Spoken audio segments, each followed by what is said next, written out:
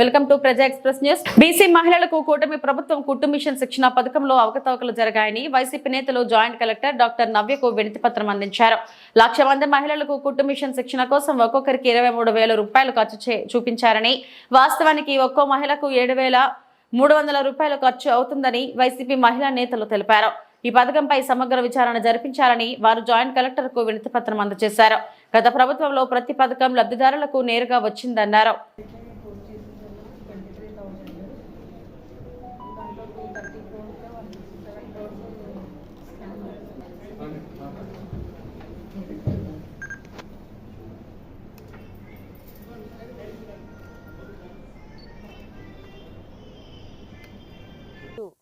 $230 కోట్ల భారీ స్కామ్ అని, ఇది స్కీమ్ కాదు స్కామ్ అని అనుకోవచ్చు.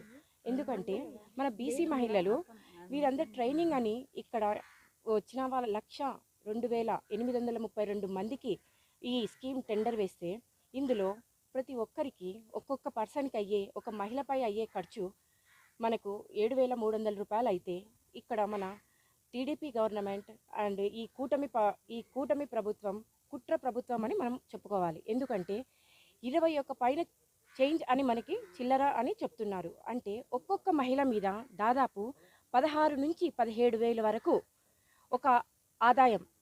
ఆ డబ్బు అంతా ఎక్కడికి వెళ్తుంది? దాదాపు ఇక్కడ ఇది 50 రోజుల వ్యవధిలో ఇక్కడ 15 డేస్కి 33% అండ్ 30 డేస్కి 33% అండ్ 50 డేస్కి 33%, ఇలా 100 ఈ 50 డేస్లో ఈ స్కామ్ అనేది చాలా షార్ట్ పీరియడ్లో వాళ్ళు తీసుకుంటున్నారు. కర్నూలులోని కలెక్టరేట్కి వచ్చి మేము ఇచ్చిన వినతి పత్రం ఏమంటే, ఇప్పుడు కూటమి ప్రభుత్వం స్కీమ్లు కాదు స్కీమ్ల పేరుతో స్కామ్లకు తెరలేపింది.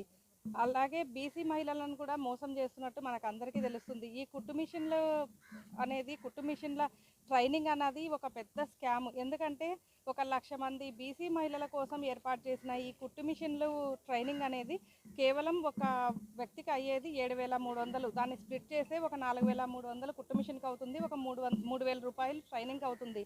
అంటే అయ్యే 7,300ను 23,000 రూపాయలుగా కాంట్రాక్టర్కి ఇచ్చారు. అంటే అర్థం ఒక 16,700 రూపాయలు ఒక్కొక్కరి పైన దుర్వినియోగం అవుతుంది. 1,00,000 మందికి కోటి, అంటే 167 కోట్ల స్కామ్ ఇది. అంటే కూటమి ప్రభుత్వం ఏర్పాటై సంవత్సరం అయింది. ఆ సంవత్సర కాలంలోనే ఎన్నో స్కాములు, ఇదే కాదు లిక్కర్ మాఫియా, శాండ్ మాఫియా, ఇలా చెప్పుకుంటూ పోతే ఎన్నో ఉన్నాయి. అంటే ప్రతి చోట దోపిడీ, దౌర్జన్యం, దోపిడీ తప్ప, దోచుకోవడం, తినడం తప్ప వీళ్ళు ప్రజలకు ఉరగబెట్టింది ఏమీ లేదు.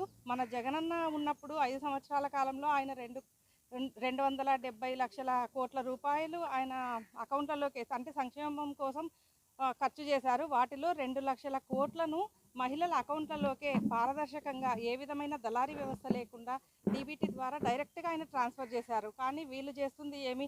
అంత దళారులు, ఎక్కడ చూసినా దోపిడీ రాజ్యమే నడుస్తుంది. ఈ సంవత్సరం, ఒక సంవత్సరానికే ఇంత దోపిడీ ఉంది అంటే ఇంకా 4 సంవత్సరాలు తట్టుకోవాలంటే మహిళల తరం కాదు, ఏ ప్రజలు ఓటేసిన ప్రజలు ఎవ్వరి తరం కూడా కాదని మేమందరం చెప్పి, దానికోసమే ఈరోజు మేము జాయింట్ కలెక్టర్ గారికి ఇద్దామని వచ్చాము. సార్ అవైలబుల్గా లేనందువల్ల మేము జాయింట్ కలెక్టర్ గారికి వినతి పత్రం ఇవ్వడం